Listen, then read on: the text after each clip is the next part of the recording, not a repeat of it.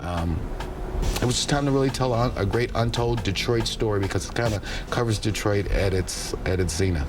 Very interesting story. We decided that we were going to make a movie. All right, Rich Rossi with you with Motown Mafia. I'm with Courtney. Louis Stevens, Courtney Brown. Courtney Brown Jr. And Alan Al Prophet Bradley. And this is an entrepreneurial, inspirational story too, because again, you know, I'm a real estate retail guy. You know, that's what my skill set is.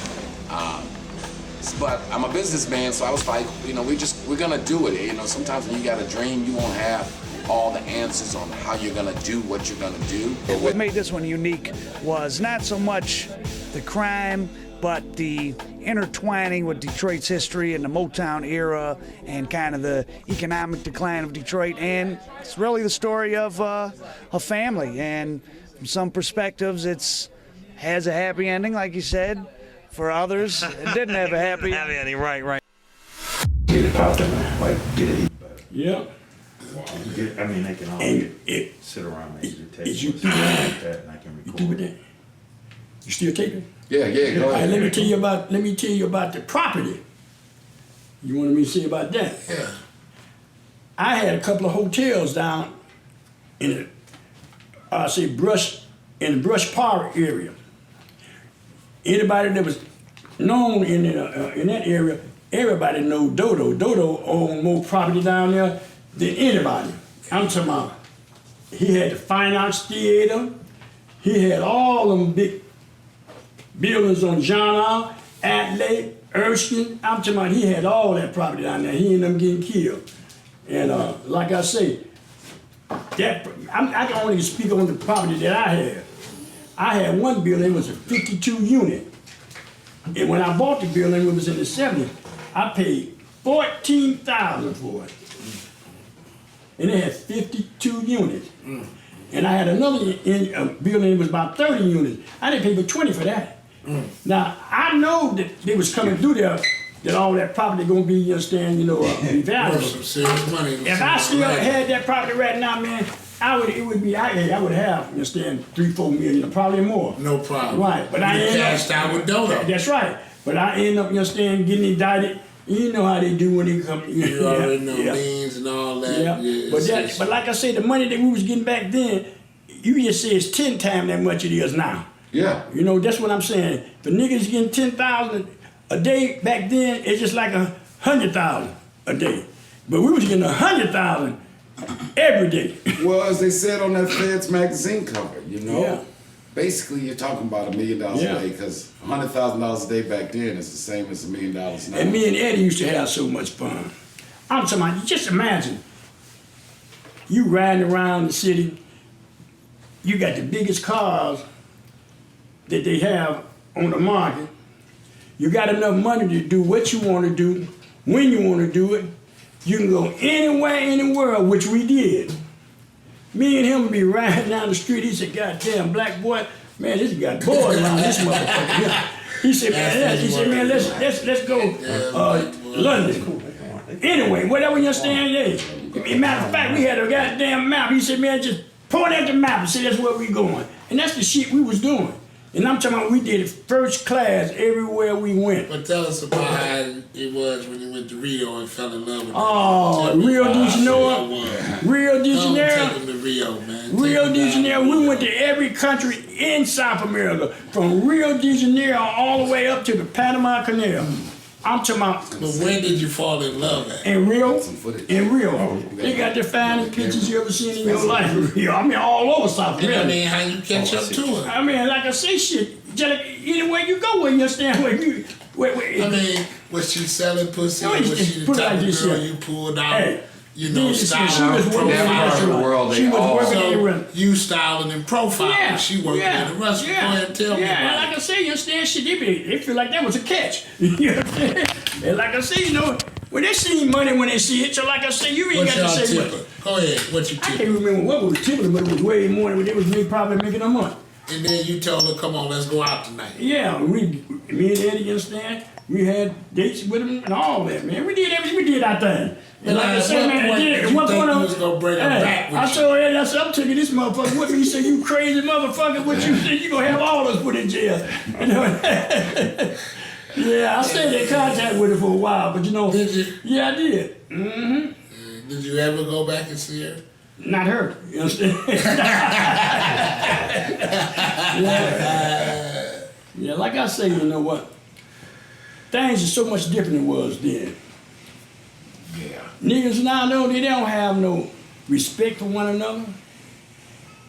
They let the money handle them instead of handling the money. They don't share. They don't share.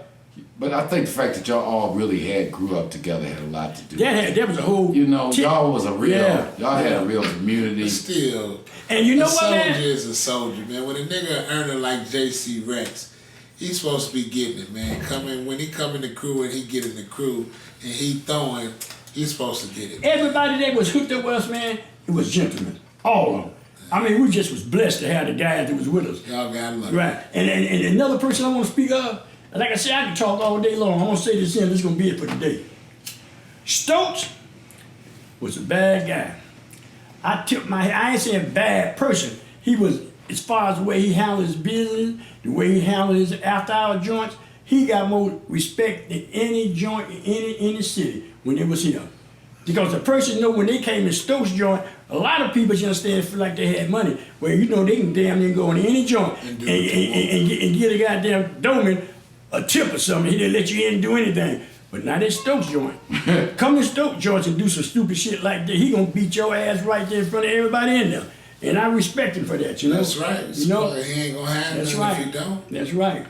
Yeah, he was the ladies' man too. And he didn't have no problem putting his hands on the police either. He done had a couple of incidents where he had to down their ass. Where they came in there to raid his joint. He was down. And he was on Shane, right? On Shane and Ford. He done been and he everywhere. started off over there on a Cass, in the Cass corridor. That's where he started off at. Then he ended up having the pool room over there on Finkel in Wyoming. Let me That's ask you where he this. died. He never sold drugs, though. No, he he- only ran after hours. So before he died, he was one of the biggest number men in the city. So he ran numbers Yeah. too. Mm-hmm. Okay. Yeah. I always tip my hat to the numbers. And I gave him a little. I gave him a little. I gave him a little respect too. He did a little pimping too. Yeah. But Stokes was a Well, I hell mean, of a after I was joining, I'm sure it was a lot of bras there yeah. anyway, right? Yeah. That's the first joint where they started having a Superfly round. He the one started that. Having those dances in the joints. Yeah. The beginning of the strip club, Yeah. Jimmy Bar Yeah. City. And Superfly Ron was the money getting person too. He started hustling with Al Finch. Oh shit. That's who he started hustling with. He But caught him in the beginning, And then he good put, part. right, he did. And he pulled himself Caught him in the on good he part. started getting money. That's the one you understand when they raided his house. He had all them exotic animals and stuff, lions and shit. Superfly Ron. Yeah, Superfly Ron, yeah. And he just died a few years ago too. Wow. Yeah. All the soldiers leaving. Yeah. Man. And it's nice for all Ronald the Holmes, listeners he was here another one. He used to be with tell their stories, man. Get Ronald them out Holmes, there. and he was with those guys on the 30th, you know, around the 30th Street with a KG and all them. All they was doing them guys on that side. Wow. And like I say, that's just a true story. There you go. That's So it. The list goes on. Yeah. A lot of history, man, in this town and the streets. list Though. go. Detroit. I'm just blessed. I'm just Detroit, blessed. well, you live a unique, I- a hell of a unique I think life. I'm huh? blessed to still be here with Yeah. the type of guys that I've been around and damn near dealt with every guy in this city of Detroit That was about something. about something. That If was I didn't about know them, they somebody. know me. There You you know? go. That Now, was real a quick though, before we get out of here, bad fellas, just reputation. a shout out to, let me get his name right, because Otis Stanley. Oldie Stanley. Stanley. That was my man. That was Oh, your man. Maxwell. Man, where Max? Where Mad Max at? Maxwell, me and him used to hustle together. He's dead now. Oh, you didn't know he was dead?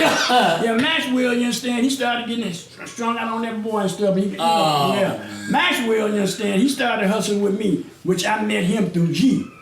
And me and Maxwell started getting money, man. I turned Maxwell around at the time. That's when I had that 76 feet wheel. And that's the fella that later people would know the club that used to be Joey's, that was popular and then turned into the Nile. That's G. That's G. That's G, right. Maxwell was hustling. He lived in Highland Park. We stayed on Monterey. Yeah, he stayed right. He had Well, a anyway, nice house in Highland Park. that's when, right after the time Eddie went to jail, I had this 76 Fleetwood with all them mirrors, and she remember that one? Pink raspberry? Pink. Right, so me and Maxwell hooked up, and I showed him how to do this and do that, and we started getting money. Because, matter of fact, at the time, I didn't know he was copping from Doc Davis and them, brother. You lying. Yeah.